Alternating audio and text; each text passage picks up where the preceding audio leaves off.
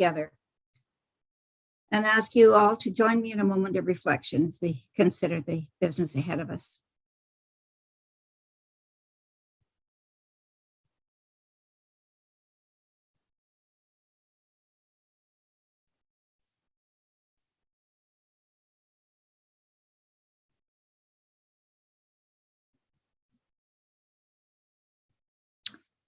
Thank you. Is there any disclosure of interest, personal interest, or pecuniary or otherwise? Seeing none, noting that if at any time it becomes necessary, it is welcome at that time. And so we will move into public participation, but I am not aware of any deputations or presentations this afternoon. Hannah? Okay. That's correct. We don't have any registered.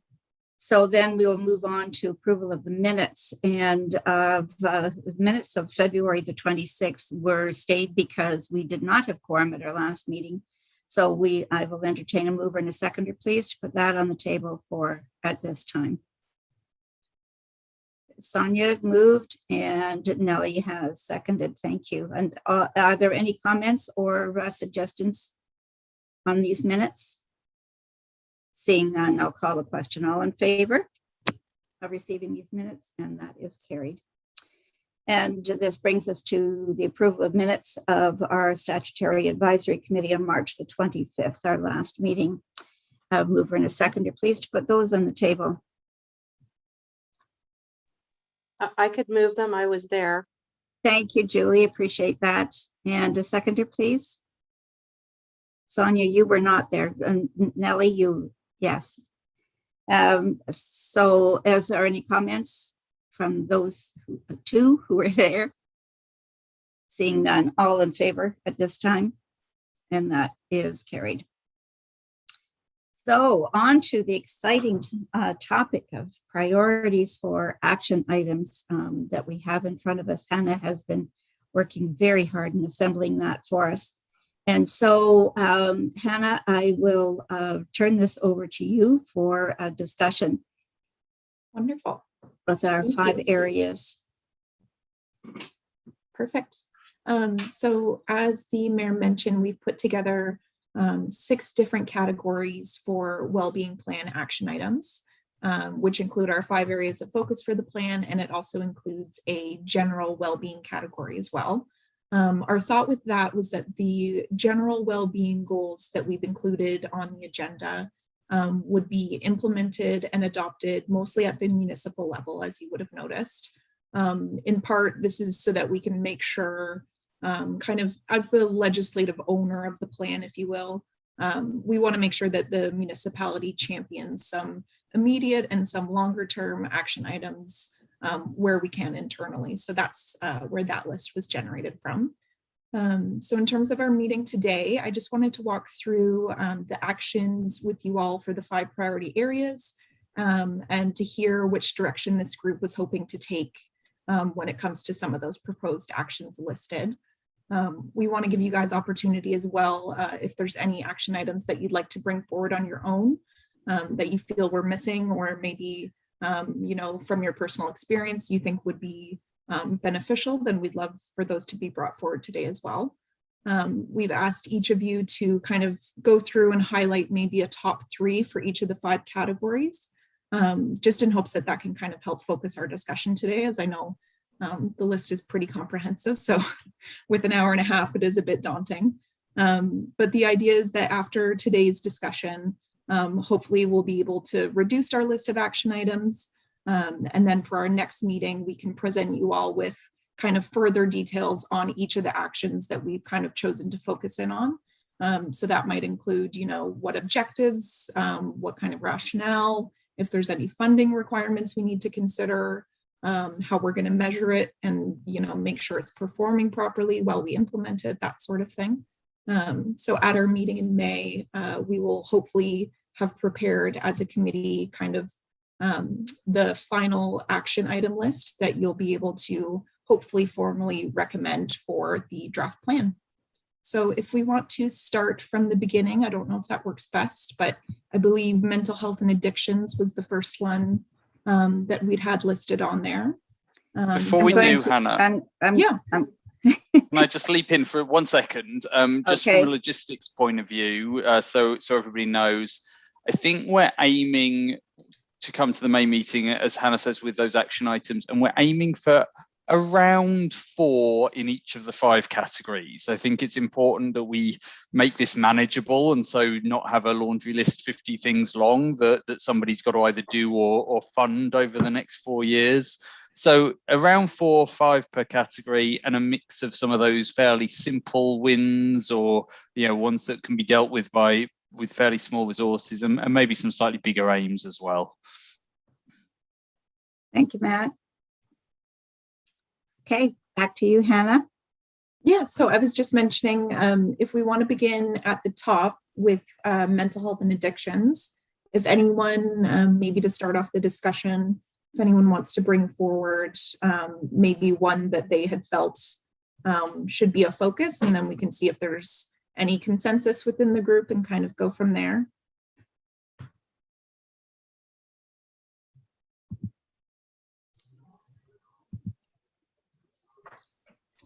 So Sonia? personally, I wanted to do all of the mental health things because I think it's really important, and I'm even prepared to negotiate some of my votes from other sectors into this sector. So now you know who the problem child is going to be. So in mental health, I really liked the expansion of walk-in services for Meaford residents. I wanted something in the community. Also really liked the family, parent, caregiver support and classes section. So it is sort of a more preventative type of approach, whereas the other one is on the spot assistance. And the third one, sorry, I'm working with 2 computers here. The third one was number 11 that I liked. Community space for the services that are out there. So those were the 3 that I kind of thought would be good for discussion. Wonderful.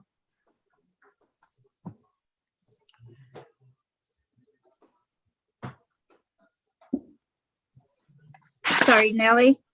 Go ahead. Yeah. Going ahead with sort of along with what Sonia was saying, there has certainly been a good number of people that come into the walking clinic that is at the Meaford Food Bank and Outreach.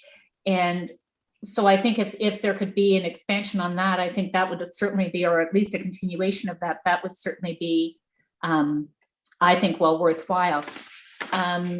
And, Sonia, it's funny that what you said, I sort of felt the same way about the poverty section. I had a hard time choosing in that one because I think it's where our realms are, right?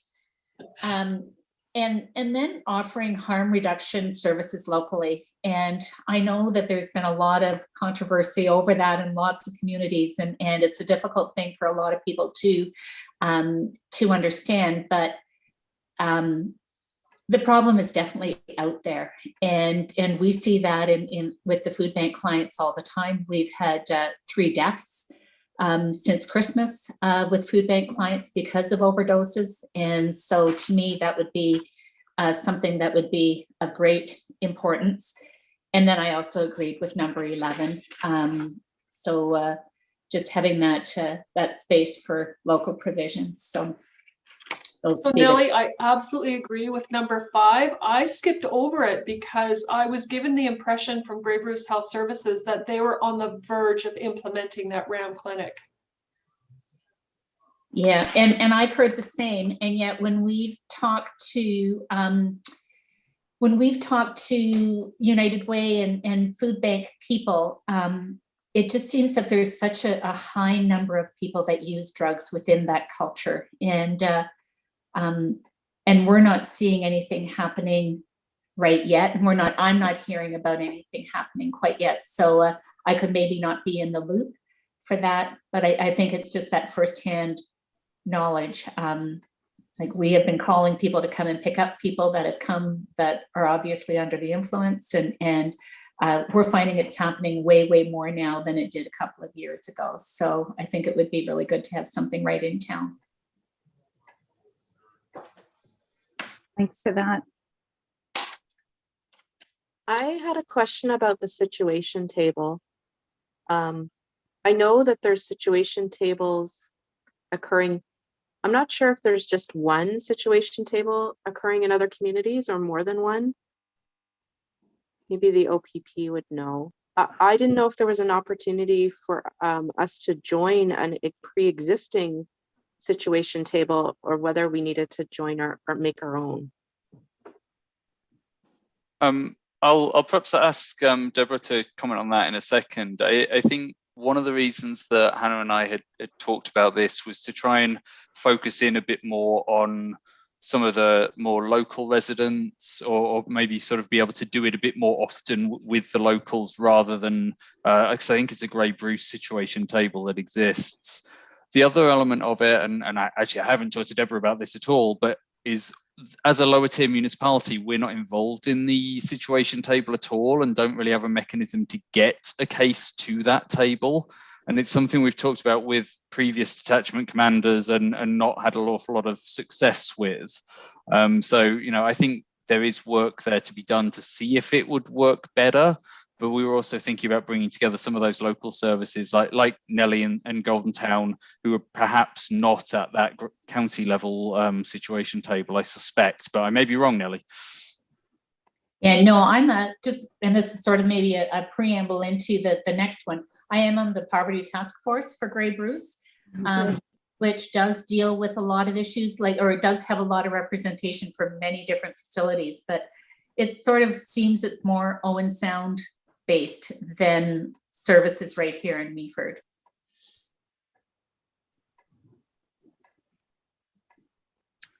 Well, I can tell you that we have had situation tables. We do have officers trained to sit on situation tables, and we have had Meaford residents that our officers have brought forward to the situation table. So it may be that residents are getting to the tables that need to, but it wouldn't necessarily filter down. So that is happening. You know, most times it's emergency services that bring the case to the situation table, because we're 24/7, and we recognize when that person's in crisis, and it's the calls for service are going up, and we continue to go there, and it's not being resolved, and it's beyond the policing capacity, that we are looking for some help on that. So it is happening within the community.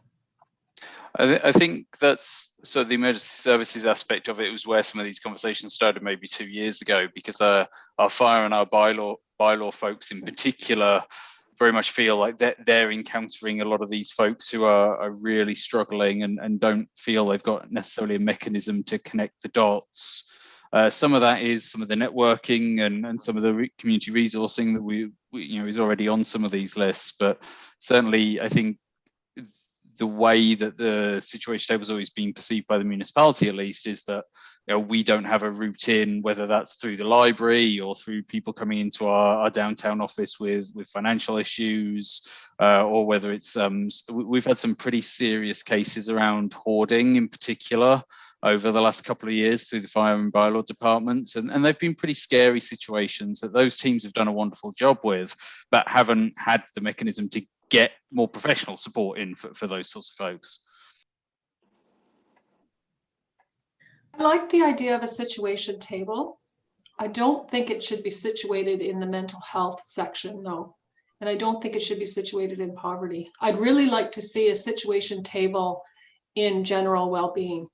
And then that way it can be, let's remove those other challenges, and it could really be for anybody who's really struggling, that we need to bring multiple resources in to deal with. More like the circle idea, Hannah, that we talked about when we started all this this stuff. Got.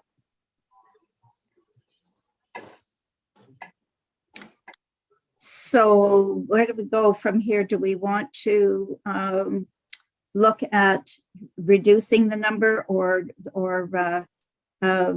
focusing in on 4, or reducing the So- number that, by process of elimination, or?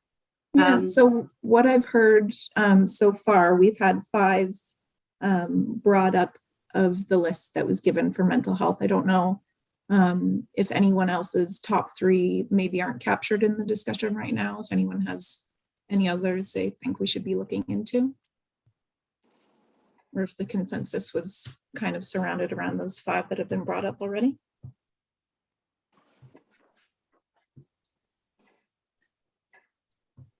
It's really hard to pick because they're all really good They're all ideas. important. Yeah. Yeah, Yeah. absolutely. Well, this is not the end of the road either. We'll get started on the first number of tasks that we choose, and move into them as time and resources permit. So I think Hannah, that And With me? sorry, I was going to ask Matt? Hannah if she minded just summarizing kind of the top few that people liked. yeah, Yeah, that's what I was asking. Yes, Yep. please, Anna. So right now we have, we've had 2 mention that walk-in service expansion would be something that would be preferred. 2 have also mentioned community space. And there seemed to be some consensus maybe around moving the situation table item to the general well-being list. Outside of that, we've also heard about family and caregiver or parenting services in terms of preventative measures for mental health. And then there was some discussion about harm reduction as well. I wonder if, as we're talking about some of these, maybe one of the things that we should do is look at rephrasing or renaming the situation table, because that is very clearly something that's driven by the police and is sort of really being pushed through the ministry as something to do there, and it's being done on the broader scale. Maybe it is one of the circles that you've been talking about, Sonia, as at least if we have those connections and resources, being able to bring those together, if the different groups, and oftentimes that wouldn't even be the municipality involved at all, needed a forum to be able to bring those people together. The other thing I'd mention, because I've really struggled with this as well, and Hannah and I, well, Hannah spent many hours on these, and she and I have spent a few hours together looking at them, and I agree, I like pretty much all of these action items for all of the categories.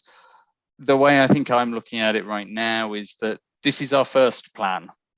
We're, a lot of what I'm hoping that we're going to pull out of this is very foundational stuff, is things that we can do in the next couple of years, 3-4 years. And then when we come back to this table in 2024, ready for 2025, I think is our current theory, then some of these bigger ones or some of these more complicated but potentially really exciting ones could fit into the plan then as well, rather than all having to be done immediately.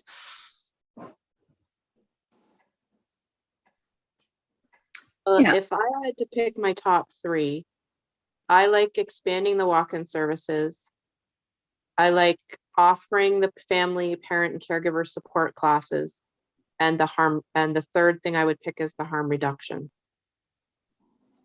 Perfect. Because I think those 3 things, so my rationale behind that, 1, if you expand the walk-in services, you're hitting direct support to individuals who have a mental health challenge.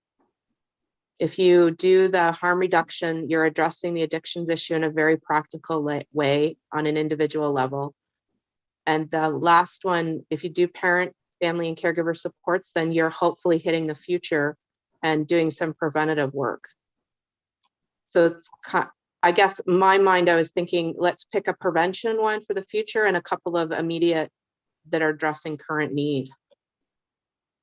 Yeah, I think that's a wonderful point, Julie. And kind of speaking back to what Sonia was mentioning about the circle graphic that we've kind of been discussing at the start of the plan's development, focusing on not just preventative measures or direct response measures, but kind of a balance of the few so that we're kind of hitting all of our bases.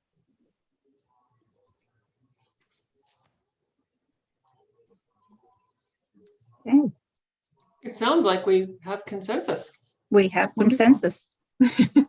Wonderful. So then for next meeting, I'll bring back that list in kind of it's kind of a twofold process. I'll be reducing it in the sense that, we'll focus in on those specific actions. But I'll also be expanding it in the sense that, in the table, we'll probably see more categories for each action item to kind of really get down to the nitty gritty and kind of see what kind of the reality of implementing that action item will look like. So that'll be brought back in May and we can discuss that again at that time. But I think in terms of mental health and addictions, we can move on then to poverty and income. If I might suggest, Hannah, before you go on, that rather than if we could establish a parking lot for those items that have not made the top cut at this stage. Absolutely. Yes. And that we can pick that up again as time and resources permit. Absolutely. Yeah. Speaking to what Matt was mentioning earlier, Yeah. certainly this list will kind of live on Right. in its current format, and we will definitely be keeping it on file because, as you mentioned, as time passes, maybe resources become available, and we can certainly look into how we can integrate some of these as we move forward. Actually, we have Jason has joined us, and I'm just seeing, Jason, did you have anything that you wanted to add to this? So wearing my hat. No, not directly to this. I have been listening and kind of trying to multitask as well. I think the conversation topics that you guys are entertaining about harm reduction, that might be able to be bolstered from public health. We talk back and forth with them a lot about these particular conversations because it's no secret that we run into people suffering from addiction issues every day. So we kind of try our best to fall in line and get away from what our personal thoughts are, rather than when you include your personal thoughts on what you consider as harm reduction, it gets a little bit messy because everybody has their own view on what that should be that would fit into their personal life, or what you would recommend to your kids, or those kinds of things. Whereas the public health attitude towards harm reduction is very much different than what my personal opinion is. However, I still do see the greater good in what their platform is.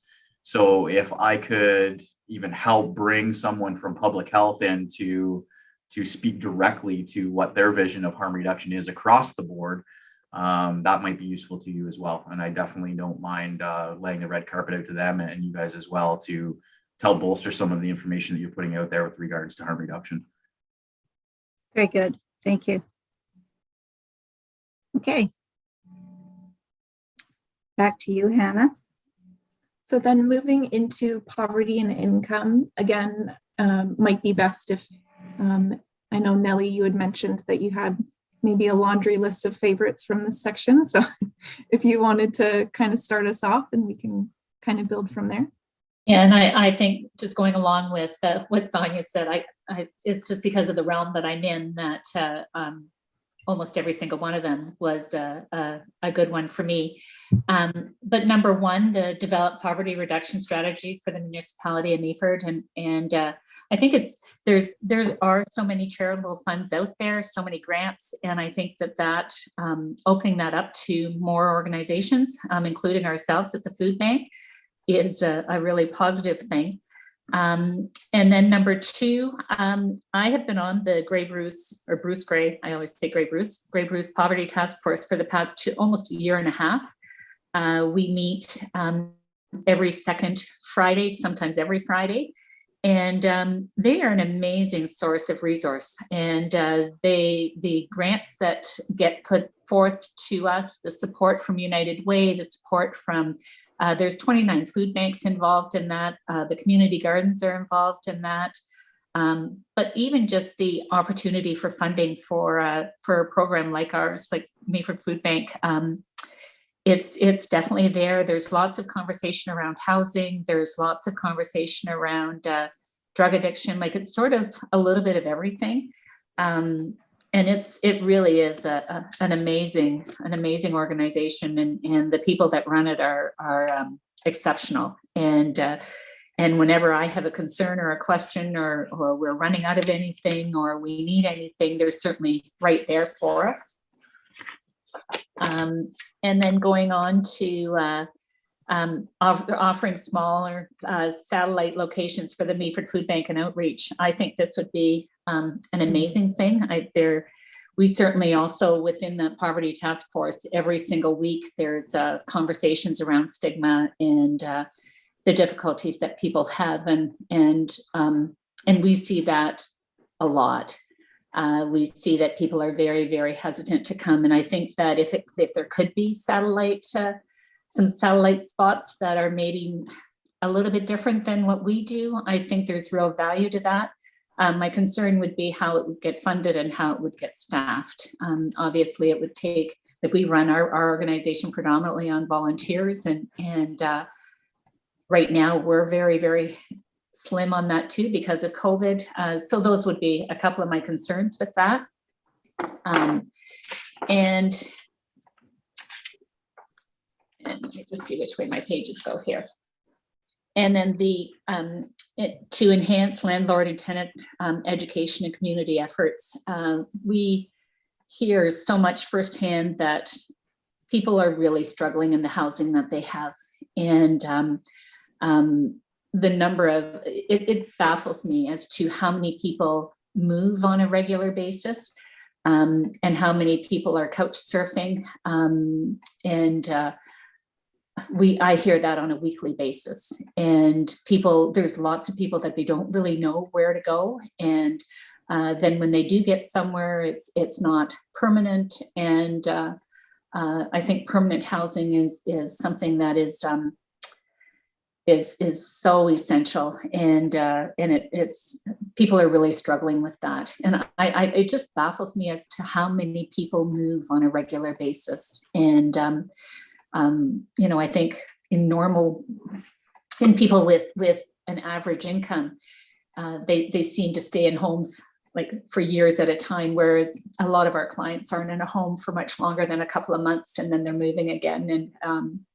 And even when it's in the hotel situation, at the Georgian Bay Motel, when a better unit comes up, they switch units amongst themselves. So housing has been, it is a really, really big concern. And yet, like I said at the beginning, it's certainly something that's more within my realm, like the life that I live with people at the food bank.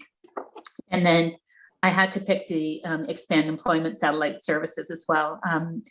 I know myself, it's not so much since COVID, but prior to COVID, we would help people with clothing and help people with their resume, and they literally just don't know how to do it. And even what jobs to apply for, or there were people, I've seen many people apply for a job in Thornbury, but they don't have a way to get there. And so they get their jobs and they don't have a way to get there, or, they think it's okay to go. And I'm not saying, I shouldn't be critical of how people dress, but they don't think they don't feel the need to wear clean clothing and like make themselves look presentable. And I think there's so many services like that or so many aspects of a job interview that a lot of our clients aren't aware of. So those were sort of the ones that were my priorities. Wonderful, thank you.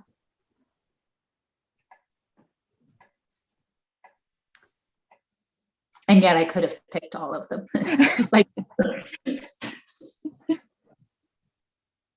Nellie, number 4 was not one that I had on my radar. I wondered whether or not a delivery service from the food bank would meet the same needs. And Sonia, it's a really good question. We don't do any deliveries at all, because basically our insurance coverage is a little iffy around that. And we are insured by an insurance company who insures 115 food banks across Ontario. So they aren't real crazy about it. And we've also had some situations where it hasn't been very pleasant to deliver. I would never, in the future, if it were to happen again, I would never send a person by themselves. I've had a couple of situations, a couple of other volunteers have had a couple of situations that weren't real comfortable. And it's just not something that we do at all anymore because of that. Was that because women were delivering? Mm-hmm. So do you think that's something that we could explore with Rotary? I think it could be. I think when we first stopped deliveries, it was a bit of an issue, but we haven't been doing deliveries in about a year, and we are servicing way more people than we did a year ago, and people are being able to manage a way to get there. And there's certainly people that we help out with cab fare and that type of thing. But most people seem to be able to manage to get there. And at the very beginning, it was a little bit of a challenge, but it's certainly not a challenge anymore. It just wasn't a comfortable situation. I ran into a couple of situations that I did not feel safe. And I wasn't the only one. There have been several of us. And so we just decided, we contacted our insurance company. They also said, it's kind of an iffy thing as to whether you should be doing that. And so we decided to stop. Okay, well, I'd be happy to have that conversation with you if you feel that the need returns. So Yeah. Hannah, I had 6, 7, 1, and 2 down, which is largely what Nellie said. I would reword 1 and 2 though, because if we post this out there and everybody says that we're dealing with poverty, but it looks to them like we're just joining meetings, I think what we want to do is word it in a way that shows them what that means for them. Absolutely. And I hope when we bring back the list for May, breaking it down, what is the objective of this action item? What actionable, things need to happen to make it happen? What's the rationale here? Why are we doing this in the first place? Who are the various people that are going to be involved? How are we going to make sure, when we look at this in a year's time, what are we looking at to say, has this been a success or do we need to tweak this? So I'm hoping that when we bring back the next iteration of the list, that we'll be able to kind of reflect a little bit more and kind of cut out the generalizations a little bit. Okay. For sure. So before you get input from others, I would also suggest that we move number 3 to seniors. Here's my negotiations again.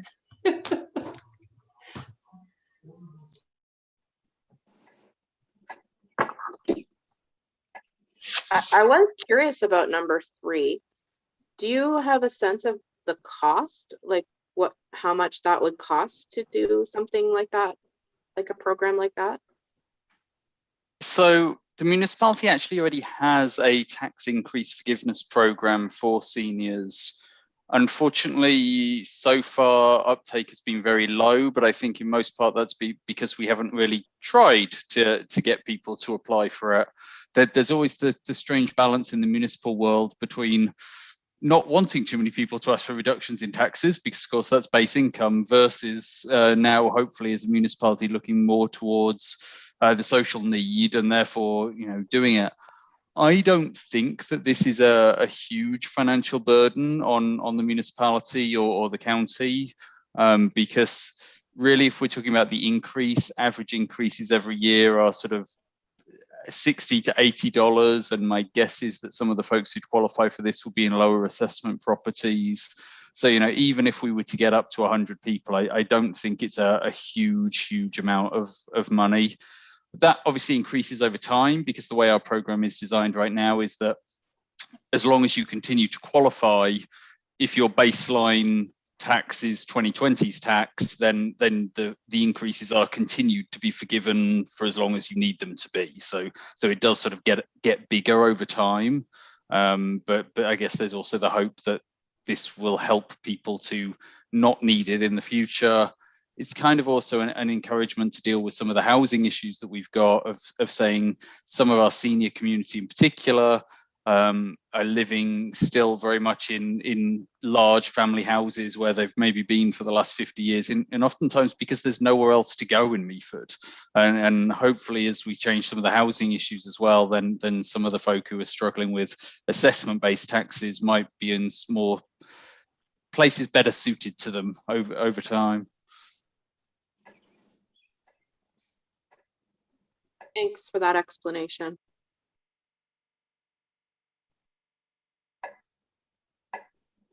So I like Sonia and Nellie, I like the expansion of the employment services. So number 7, and I like the increasing education around the Landlord Tenant Act, which is number 6. And I agree with maybe we could put 1 and 2 together somehow.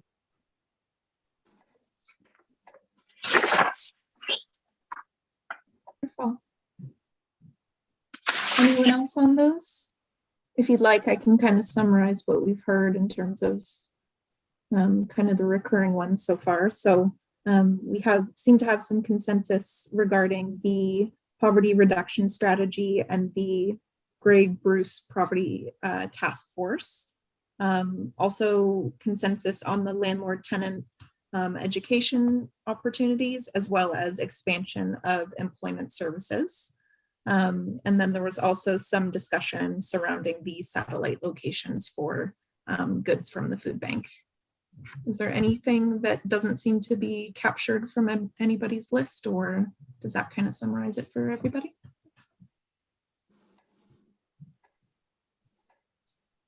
Looks like there's consensus again here. Wonderful. All right. So through you, Mayor, then if we move into the crime prevention listing, similar to what we've done before, if anybody wants to bring up maybe something that they had highlighted as maybe one of their focuses, and we can kind of go from there.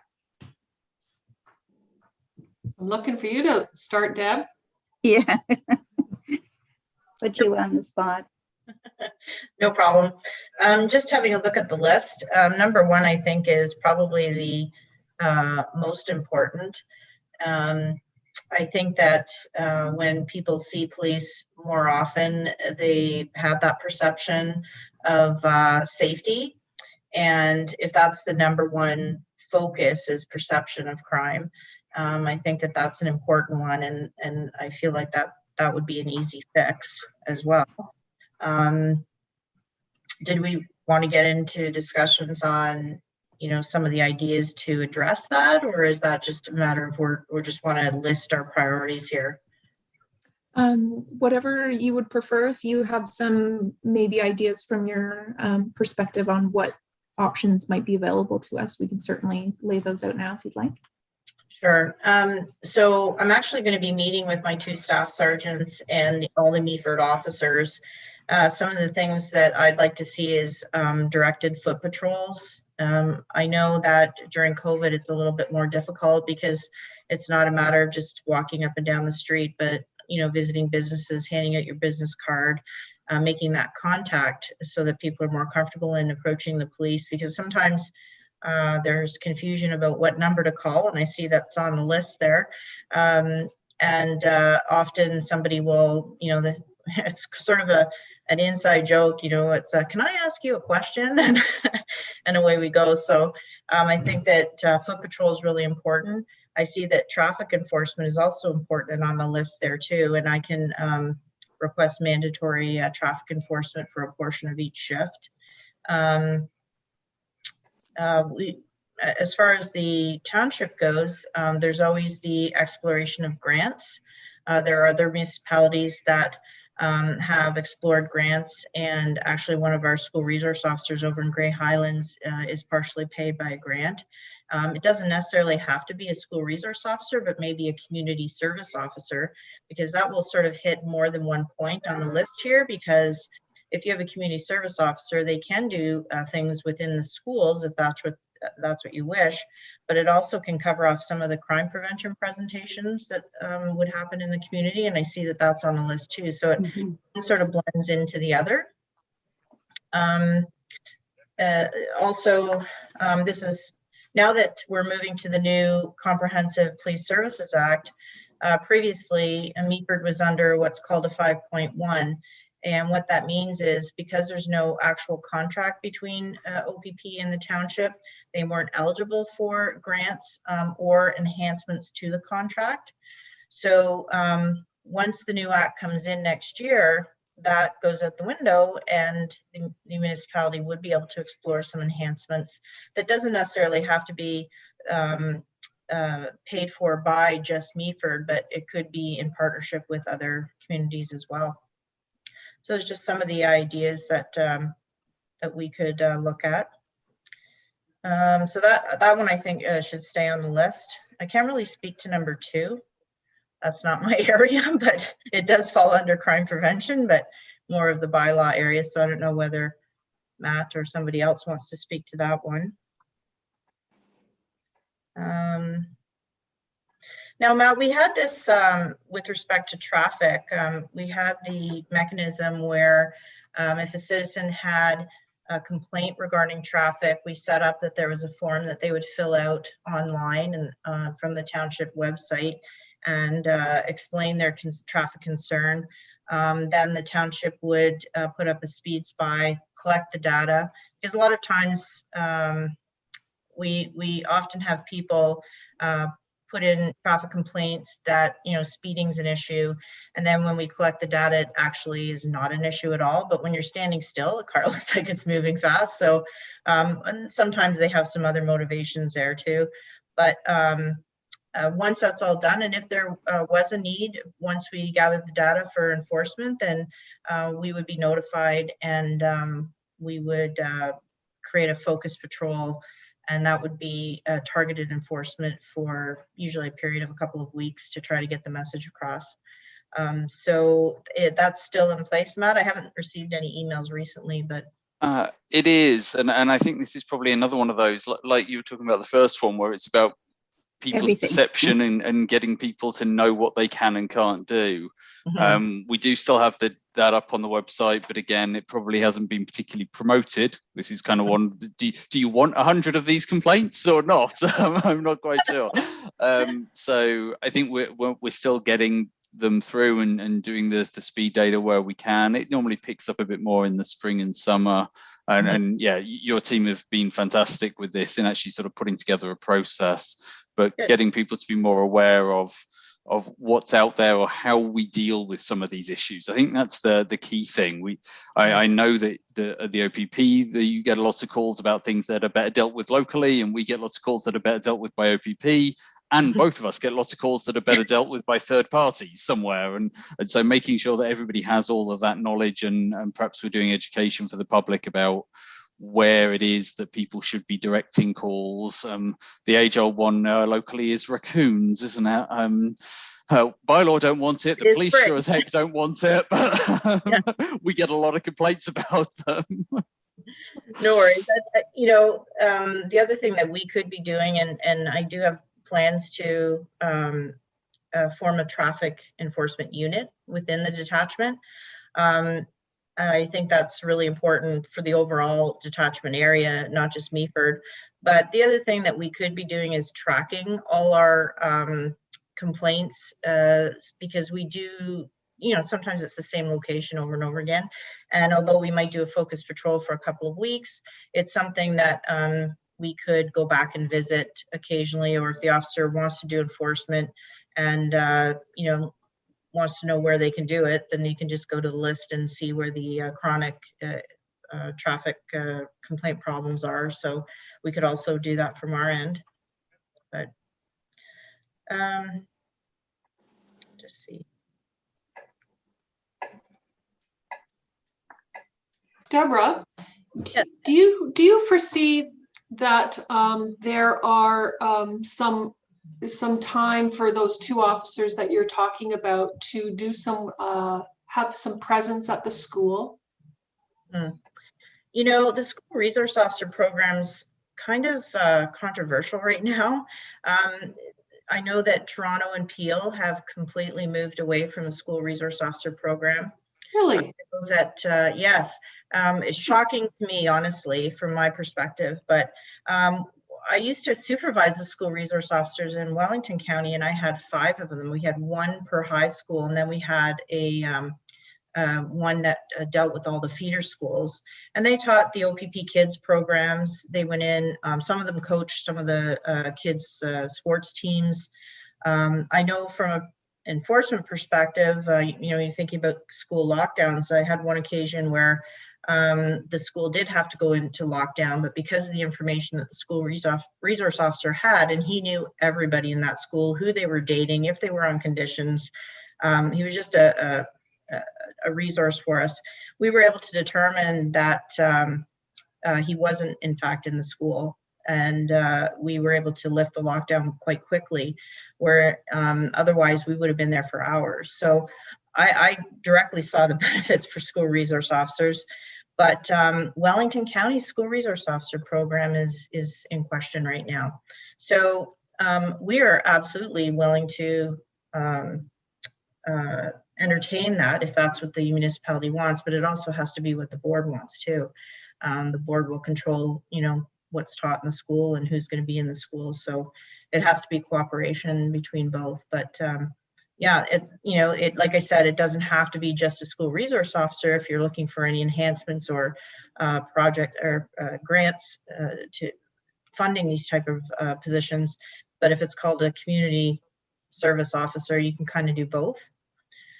So yeah, it's something to consider anyway. Okay, yeah, I know our high school teachers really appreciate the capacity of the police officers to help them in situations where they think the teachers think there's something really quite wrong at home. Right. That's Yeah. impacting the child. Yeah, they can certainly call us either way, and we could do an investigation, but I know that's a difficult call to make, for sure.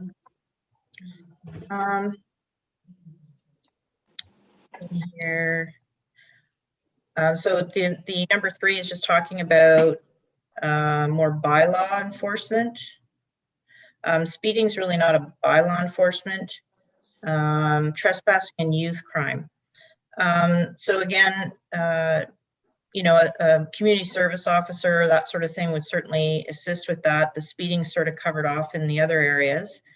Number 4 is such an, I think, an easy fix. I know OPP is a big organization, and when I was municipal police, I sometimes didn't know what number to call, other than, of course, everybody knows 911. But one of the things I did in a community in Wellington County that had the same issues with, I'm not sure, I want to talk to police, but I don't want them coming lights and siren. You know, one of the mailings that goes out to every household in the community is taxes. And so all we did was put a fridge magnet with the OPP's non-emergency number in it, and worked with the municipality to mail that out with the taxes.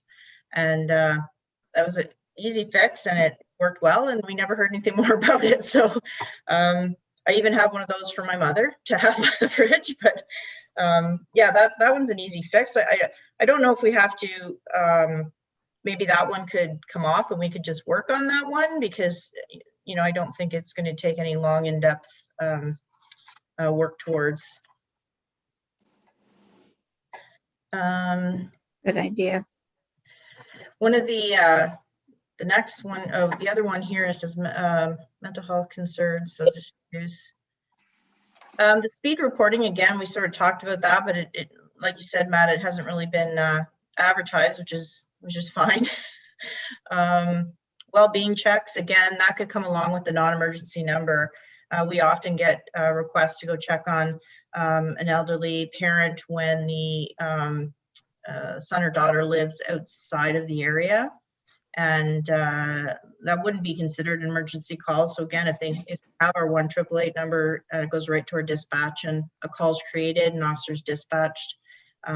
So I think that that's sort of an easy fix. The community crime prevention initiatives, I think, well, that's one of your main topics there. So I think that that one should definitely stay on the list. You know, we have several slide presentations or PowerPoint presentations that are available to our officers. They don't necessarily have to be an officer that's a community service officer, but it could be a local officer that's assigned, somebody that enjoys public speaking, unlike me. But we have those things available from, you know, crime against the elderly, cyber crime, things like that. So we certainly have the capacity to do that. It's just a matter of organizing it and getting it done. But I think that one should stay on the list. It's an important one.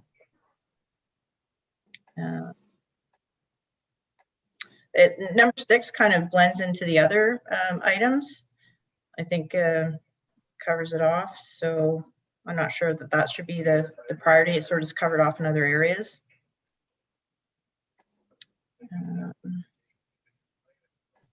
And number 7, yeah, again, it's sort of all under the one umbrella of, you know, community awareness and police sort of presenting on different ways you can prevent crime, like the neighborhood watch. I don't know if that program's even still in existence. I've not seen it in Grey County. Yeah, I think it was, but yeah, so those are just my thoughts on it, some ideas, but some of them sort of are repetitive, and yeah, I'd be interested in your opinion.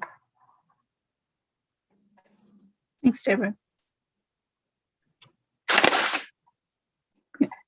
I just want to welcome Sarah has joined us. Glad to have you with us, Sarah. Hi, Barb. Hi. Really apologize for that. I got called in to do the clinic and hear no one sound today. So I just trying to sneak away a little bit, but I won't be able to stay. But I did want to just say that I did look them over and I provided some notes. I sent them off to Hannah, and I'll take a look at some of them again. And yeah, I just sent Hannah a little note saying, or I'm just in the process, that I have a lot of faith in the group that's there, but I will chat with Hannah next week and give her some of my feedback. So I really apologize. I know you understand. We do, absolutely, we do. Yeah, it's a very important function to fulfill. So thank you for that, and thanks for your input. We appreciate it. Well, thank you guys. I will sign off and keep chatting, and I look forward to hearing the comments and reading about them. Thanks, Sarah. Thanks, Sarah.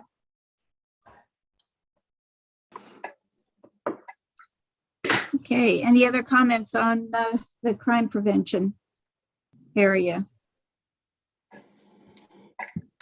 I'm curious about number 3 and what specifically our community wanted around our local bylaws. Yeah, so we heard in the survey that's currently live right now, so it's certainly not a final result, but currently as it stands, we had 40% of respondents selected that they'd like more local policies and bylaws to address existing community issues.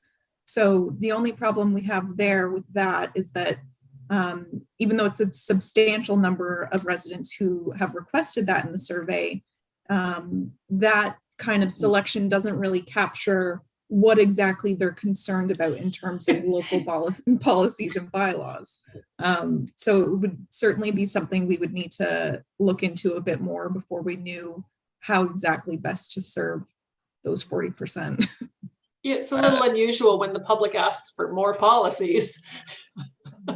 Yeah, I was really interested in that too, because I think depending on what you do for number 3, that impacts number 2, because if there's a number of new bylaws that require enforcement, then you probably are going to need more bylaw enforcement staff. This has been a really interesting one over the last couple of years. Our bylaw complaints go up and up and up every year. I don't know whether that's because of some of the demographic change in the community or people's expectation levels are increasing. I certainly think the last 12 months hasn't helped that, because obviously there are so many rules out there at the moment, and they're changing them constantly, that people, I think, do want people to enforce it, because there's that immediate impact on a day-to-day basis.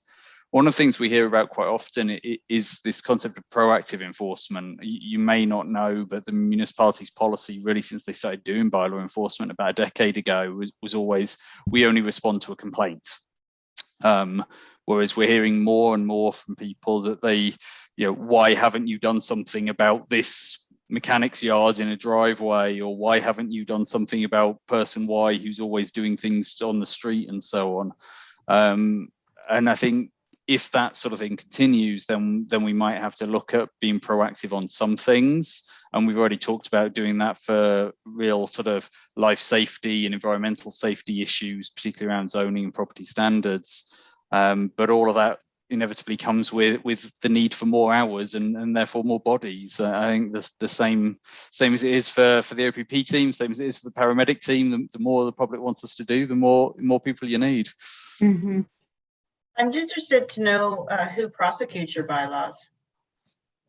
So at the moment, our manager of municipal enforcement, Holly, deals with quite a lot of the simple prosecutions, but we bring in a gentleman called Paul Dray, who's a long-time paralegal to deal with some of the more complicated stuff. Okay, yes, Paul, actually. But then, of course, and that's another thing, the more enforcement you do, the more prosecutions you end up with, and so therefore do you need better resources to keep those ticking along as well. And I'm just wondering, with the number of bylaw charges, that comes back to the municipality, right? The fees. Some do. The POA keeps a fair chunk of it, and we certainly don't make any money from the charges that we currently lay. That will likely change a bit this year if council approves the paid parking program in 10 days time, because we'll make more income from parking tickets and associated fines. The other part of our model for bylaw has always been very much a compliance driven one. So we maybe take 3 or 4 attempts at getting people to do what they're supposed to do before we lay a charge. And that's also something that perhaps we're hearing from the public is they're less keen on, because it means that oftentimes it takes 4 to 6 months before we actually get to the stage of laying a charge. And obviously, if you're a neighbour or a concerned citizen who lives nearby, you want to see action faster. And but obviously, putting charges in quicker has an impact on some of the other things we're talking about today. But it also does take more time and energy from our folks as well. It's a challenging mix. Kind of a balancing act, because really you don't want to be perceived as a municipality as heavy-handed and like Right. legalistic, and you don't allow people to have certain liberties and freedoms, but then you got to balance that off with other people's liberties and freedoms, and are those people encroaching on them? It's complicated, I think. It really is. And I think the last couple of weeks have been a really good example of that. It was very clear, obviously this got changed very quickly, but when the playgrounds were shut, we made a very, very speedy decision that said we were not going to enforce anything related to a playground because we didn't felt like it met the science or met the community need.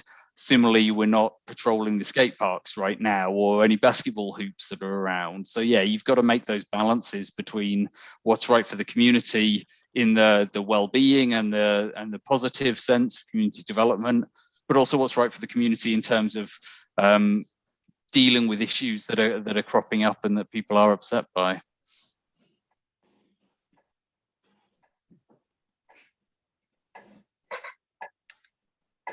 So Hannah, have you got a composite list here for crime prevention?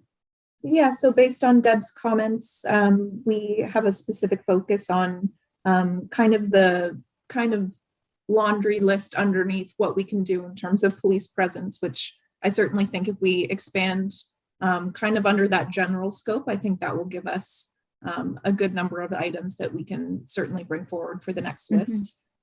We discussed maybe some directed foot patrols, maybe some further traffic enforcement, and exploration of grants for municipal policing following the changes to our current contract next year.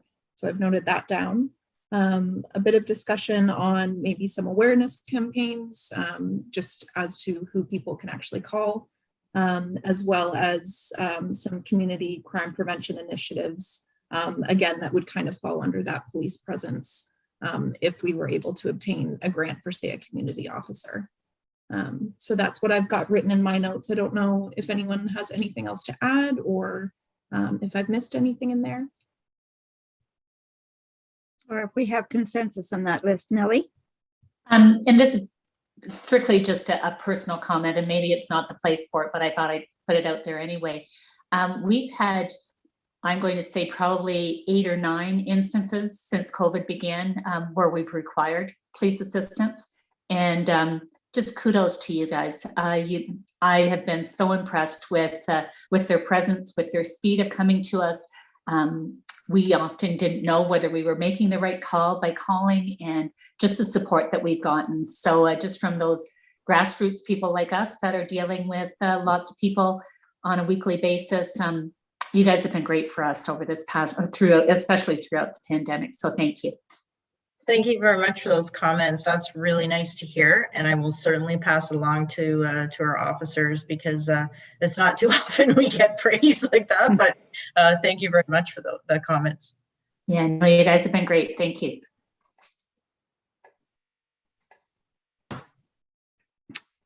Okay, do we have then consensus on those items that have been suggested by Deborah?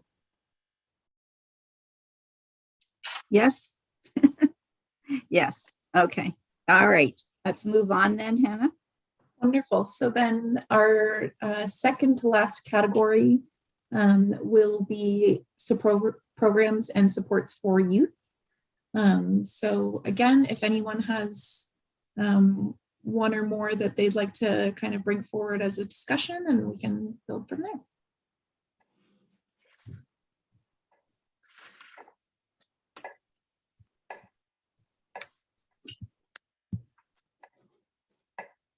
Did most of these come out of your discussions, Hannah, with the youth forum that I know you attended?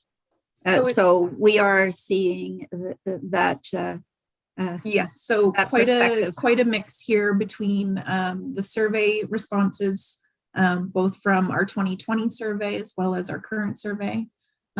Some community consultations that we held, we were actually able to speak with a class, or I believe we spoke to actually 2 classes in 2 different formats from the local community school. So we do have a bit of a youth perspective in here, as well as the service provider consultations. We also held a couple of conversations with a parents' council as well. So kind of accumulation of all of those groups have been represented under this section.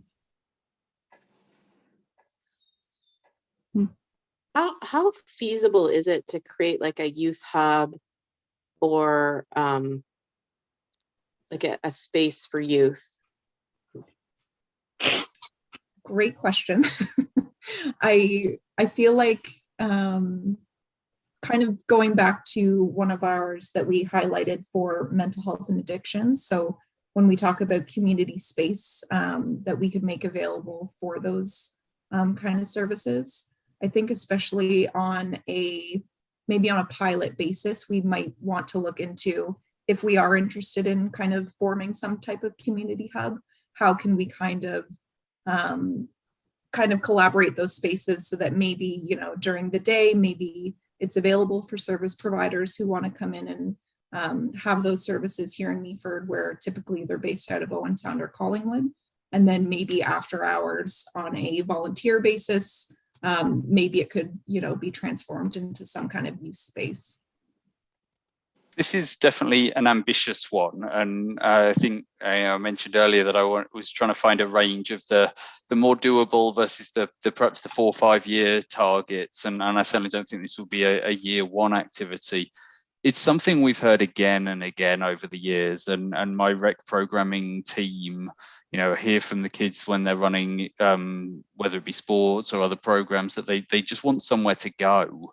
And I know the library is fantastically used, or at least is when people are allowed into it, but it's not always the spot that everybody wants to be in. So I was very fortunate growing up that I had these kind of facilities, and they became a huge part of my life as I was sort of developing. And I think it's something that the town could really do with. And so it's kind of one that I'm saying, maybe it's worth just adding in as a real sort of challenge to council in particular, but some of our other agencies, just to see whether we can pull it off. But if you guys think it's too ambitious, then absolutely we will do something else instead. Well, the reason I was asking is because it seems like that is high on people's list of priorities. And it feels like when you look at some of the other options, if you had like a youth hub or a youth center, you could bring those things into that center and kind of accomplish two things. But I do think it's not something the municipality necessarily wants to run. I think we need a partner. I don't know who that partner is, though. I guess we'd have to figure out who might want a partner. I was Yes, actually Ruth. wondering about the churches. The churches. Mm. And youth roots. Yeah. Can I make just one really quick comment as I guess I'm not young, I was just a young parent, but I have young kids at home, so I'm not really that young anymore. But when I look at all of this information, I think Matt's completely right in saying it's an ambitious apple to bite off in little chunks, probably the best way to move forward on this. But my thought when reading all of this information is I really don't think there's one size of shoe that fits all. When I think about young kids, I think about the younger adolescent kids that are going to travel to some of these events with their parents. And then maybe some of the attractiveness or the advertisement or however it is you get the word out of the street should be directed just as much at the parents, if not more at the parents than the kids themselves. And then I think about the other group of youth, which would be the young teenager.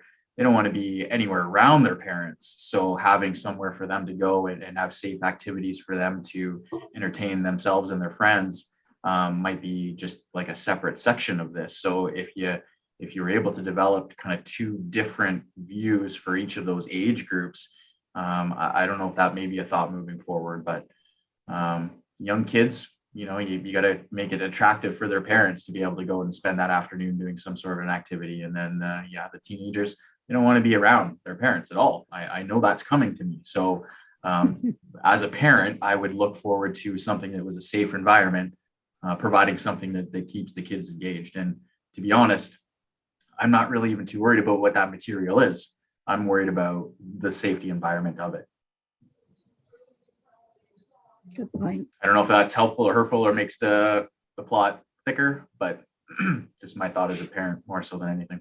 It makes me wonder about number 8 and whether or not we need to do some efforts in bringing back programs. What I heard, Girl Guides is gone now, and all of the different sports activities that we used to have in town that we don't anymore, that the kids love to do, and they're supervised because we've got adult volunteers. We don't seem to have them anymore, and I'm not sure why. That's one I've been thinking a lot about over the last year or so, and we certainly heard it from a couple of people who attended the virtual consultation that we did.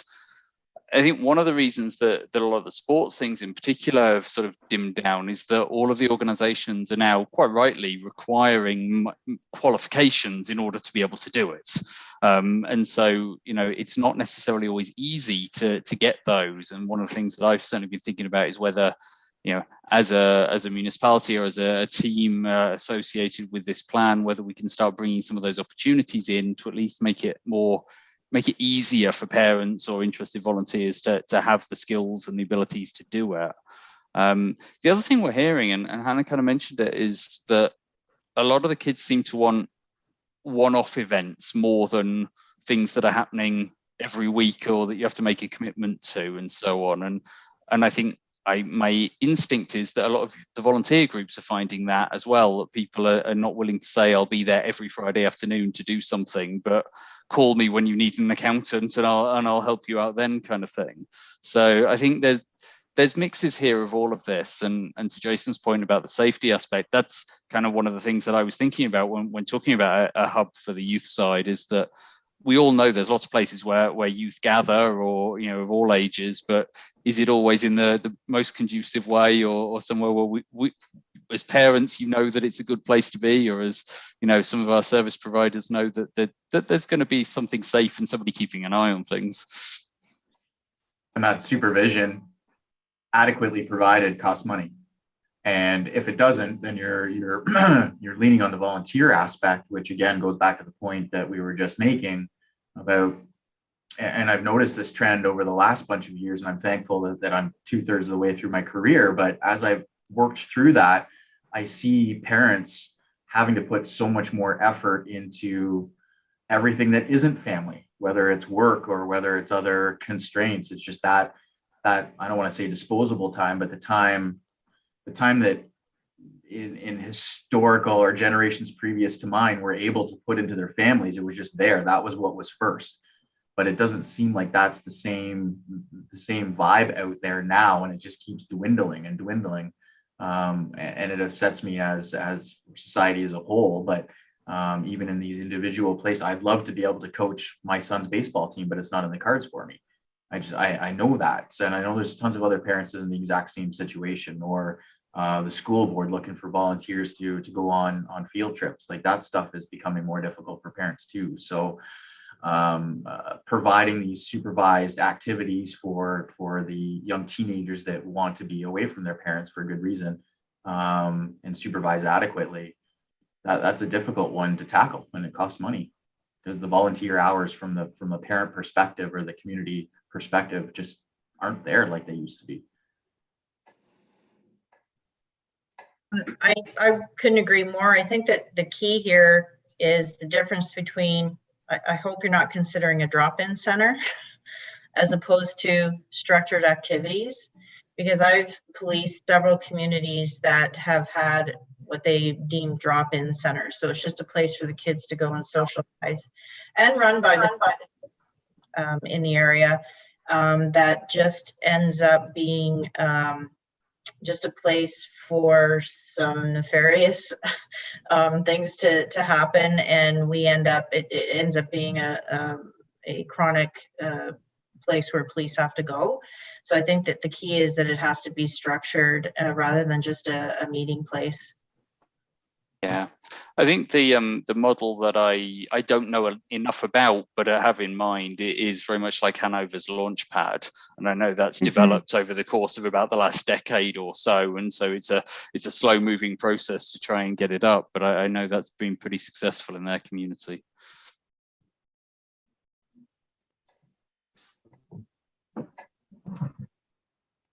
So on this one, I'd vote for number 4.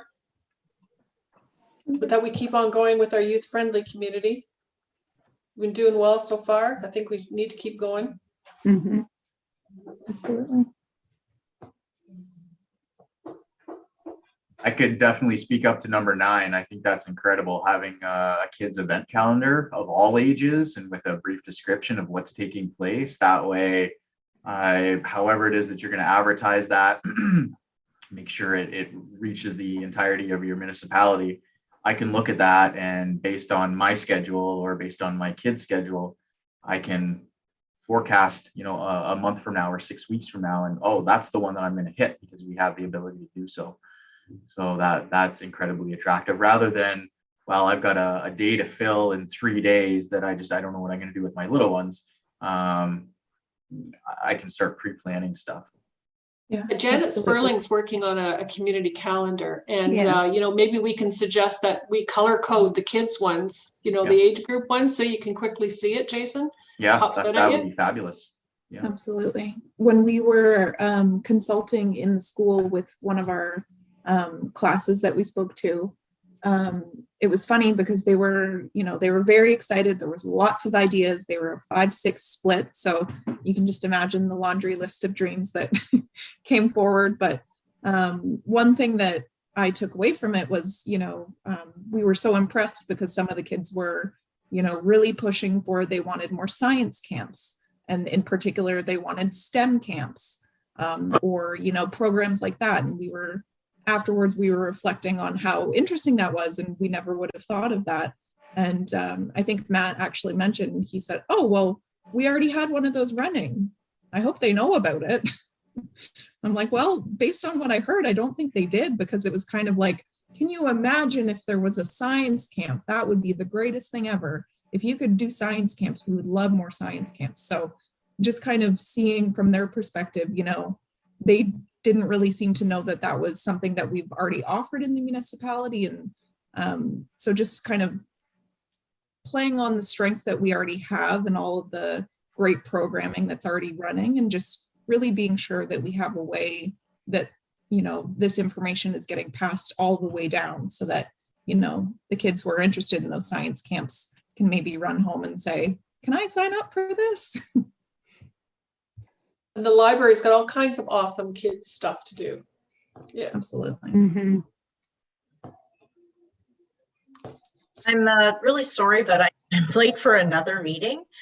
So I'm going to have to bow out. The minutes will be coming out then. Perfect. They will, yes. So we'll make sure that I can send a notice to the group once those are out, if you'd like. That'd be perfect. Thank you so much. And I'm sorry I have to leave. Well, No thank you problem for joining us today, Deborah. We appreciate it. Thank you, Mary. Bye. Well, we have 2 items to concentrate on that look like reasonable fixes. Is there anything else that you want to put on the, that was number 4 is a big one. So continuing on with youth-friendly designation. Okay. Absolutely. And can we move on then to seniors and wrap this one up? Absolutely.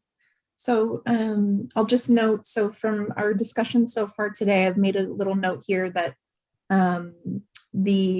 Sonia had mentioned maybe moving some of the items that were under poverty and income into this section. So she had mentioned in particular the tax forgiveness programs and kind of promoting those to seniors in particular. So I've made a note of that here.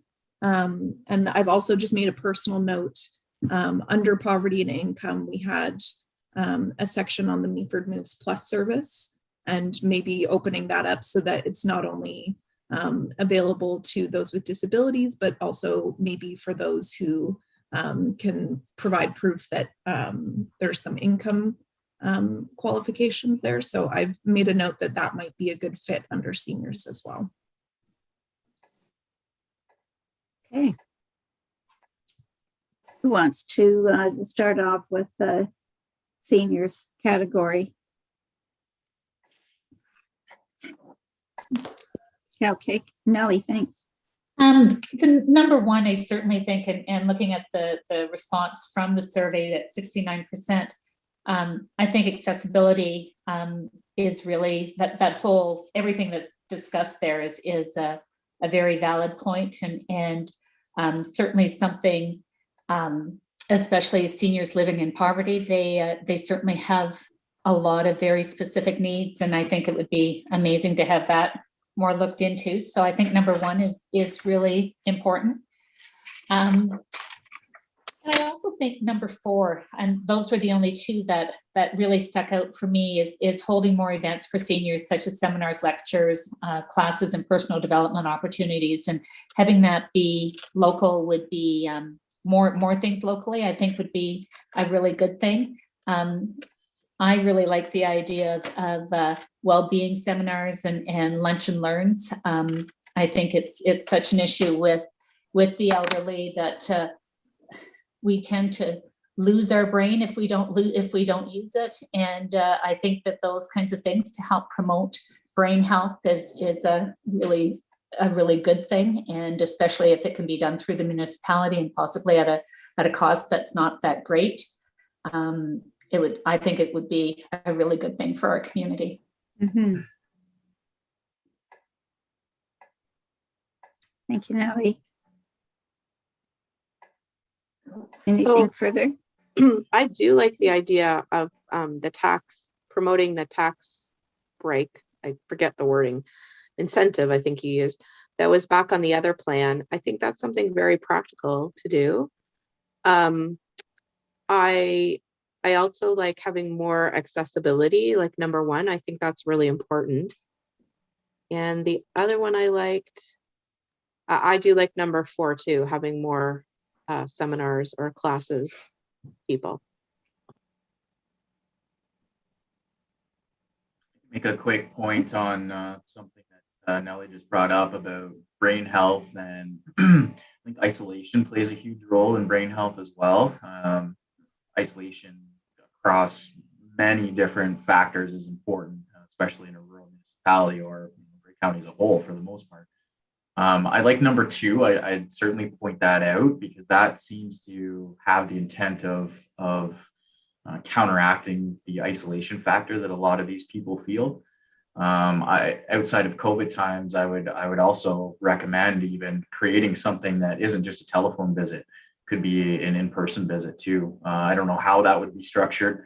My initial thought would be, the younger retirees that are looking to those next steps, thinking about things like, I'm 5 or 10 years away from long-term care, making contact with the people that are on the long-term care wait list or something like that. Maybe the one generation earlier making contact with the one generation older, knowing that they're going to get that service repeated to them, and once a few years goes by, to counteract that isolation. So I read a paper from a gentleman that's a professor at the University of Guelph, does a lot of farm studies. And across the province, the material that he's put forward and some of the numbers that he's talked about on how significant social isolation in rural communities is more dramatic than I think any of us even know. It's a multi-pronged issue. And one of the bigger issues is the next generation is not taking over a lot of these farms. So these folks are watching their farms basically die because they're not a part of that farming aspect anymore. And their entire life, their 50, 60 years that they spent working this farm is just kind of dwindling down to nothing. And the isolation factor is compounded by that because nobody's coming by anymore. It's not a social hub like it used to be many years ago. So certainly in COVID times, but even outside of COVID times as well, whatever it is that you can construct to combat isolation, because it does have such a downstream effect on many other socially related issues. I hate to advertise the problem more than the solution, but isolation is a big one. Absolutely. The one thing though that I'm seeing here at number 2, and in generations previous, it may not have been such a big issue, and maybe the currently offered by local faith community is just something that was done in the past.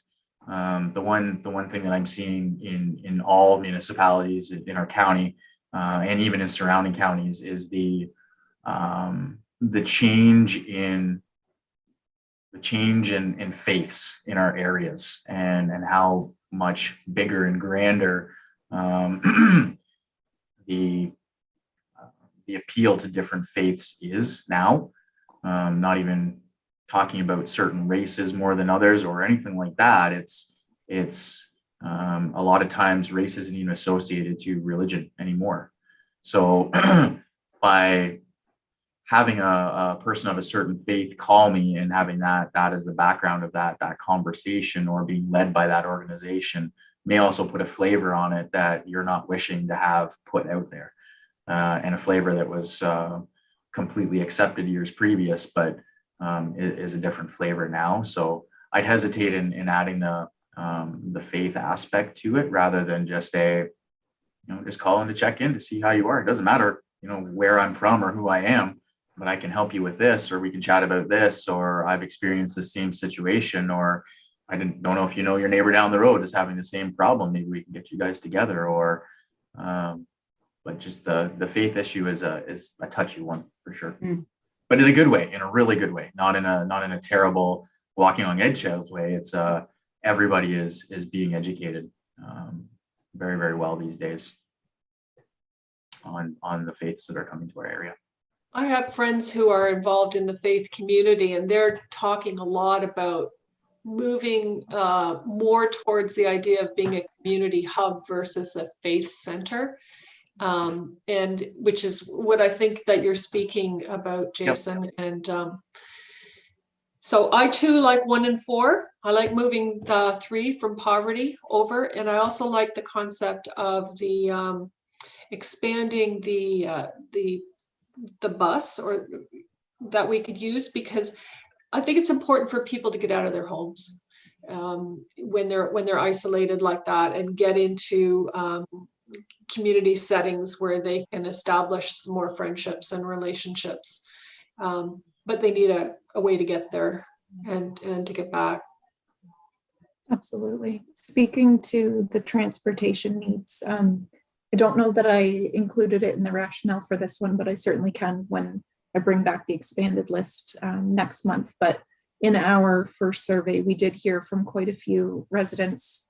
I think we had asked questions in particular for recreation services, for example. If they weren't accessing those services, we were inquiring why, what kind of barriers were in place that were preventing that.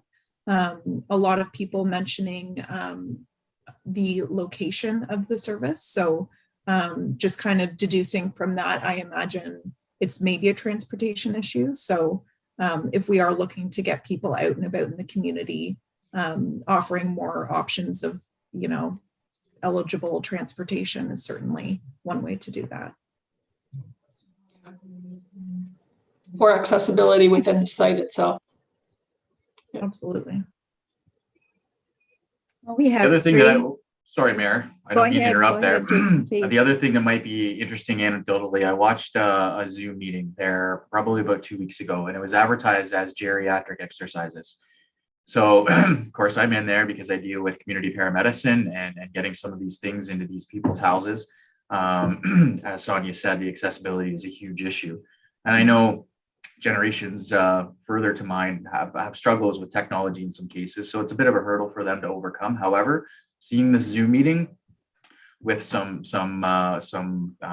elderly folks participating in these geriatric exercises was incredibly entertaining. Not because of the difficulty of the exercises. I mean, they weren't even getting up out of the chair. They were just moving their joints and trying to move around. There was about 10 minutes of that, but the Zoom lasted for 2 hours because they were all using that forum to communicate with each other and talk about like-minded issues. It was fantastic to see. So any of those little niche things could have huge potential for the greater good. So just anecdotally, a little funny story. And just going along with that, I know several seniors, they're saying that the fact that COVID has hit, they are now involved in those Zoom activity type things and are actually talking to more people than they were before COVID, because they didn't go out before COVID. They're still not going out, but now they are attracted to these exercise things. And I know several people that are involved in that, and they all say the same thing, like they spend more time talking than they do exercising, which is maybe a slight bonus from COVID happening. So absolutely. And I think when we speak to, the item regarding number 4 for more senior events, I think there's kind of a 2-prong effect there.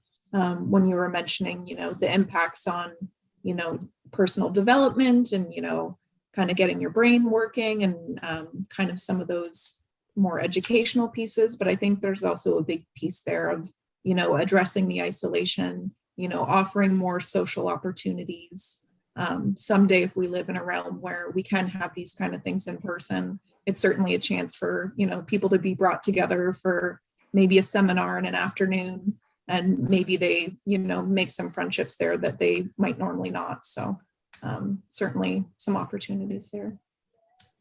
Hannah, I just want to let you know, and the group as well, that just checked in with BVO in Thornbury with a program that they have a grant for that I think is going to be fabulous, and signed Frank up for it, but it's over the telephone. And the reason for that is that not many of our seniors do not have access or skills to deal with Zoom and with other technical equipment and things. So this one is seniors. They call it Senior Center Without Walls, and it's a program that is relatively new, but they do have a grant for it. And there's a number of different things. They have bingo, and they have talks, they have chat times, and so on. It would be interesting just to, I'm going to get all of the paraphernalia, the brochures and stuff, so I'll give them to you for that, just to have a look at what they are doing, that maybe something along those lines, either feed into their program or look at one here. Absolutely. Thank you. That would be wonderful. Okay, shall we move on then? Have you got Absolutely. enough to work on for next meeting, Hannah? And we can move on to our consultation updates. Yeah, so not much to report here, just kind of wanted to give a verbal kind of update on where we are with that. So since we last met, we did have our virtual consultation. It was a community-wide one, so the invite was fairly open. I can't quite recall how many we had, maybe close to 12 participants. So we had some really good engaging discussion, and quite a bit of the feedback that we gathered from that session was actually reflected in the action items that you saw today. So really thoughtful discussion in regards to, you know, what issues we're seeing in Meaford right now, and kind of how we could move forward, and what services would really benefit people directly in Meaford. So that was a success in my eyes. We also have the Wall of Wellbeing still up at the library. It's been a little bit stymied by the fact that they are now closed, but as far as I'm aware, they're handing the wellbeing cards out as people check books out, and are offering for them to anonymously submit those in their book drop. So that is still being built. We got quite a bit of feedback and cards from the classes that we engaged at the Georgian Bay Community School. So we got some youth involvement in that as well, which is always great. So hopefully in mid-May, I'll probably collect those up and kind of make sure I summarize all the comments we see there, and make sure that they're included in the final plan as well. And then in terms of our survey, we are sitting at, I believe the last time I checked, it was 140 responses so far. So adding that to the nearly 440 that we got from the first survey, I feel that we're in a really good standing in terms of, you know, how much we've been able to hear back from the public. So that's my little update for you on the engagement. Good news story. Thank you, Hannah. I know it is challenging when you're trying to gather all of this information with the situation as it is, although those people have lots of time in their hands. So That's right. Responding to surveys may be a little easier. Okay, that is it for the agenda, that we have completed the agenda. The date of the next meeting is scheduled for May 27th, and Hannah will send us all out a reminder of that and the agenda. And with that, I will declare this meeting adjourned. Thank you all for your participation, your comments. Have a great night and stay well, everyone. Thank Bye. you. Thanks, everybody. Bye. Thank you, Mayor. Thank you, Hannah.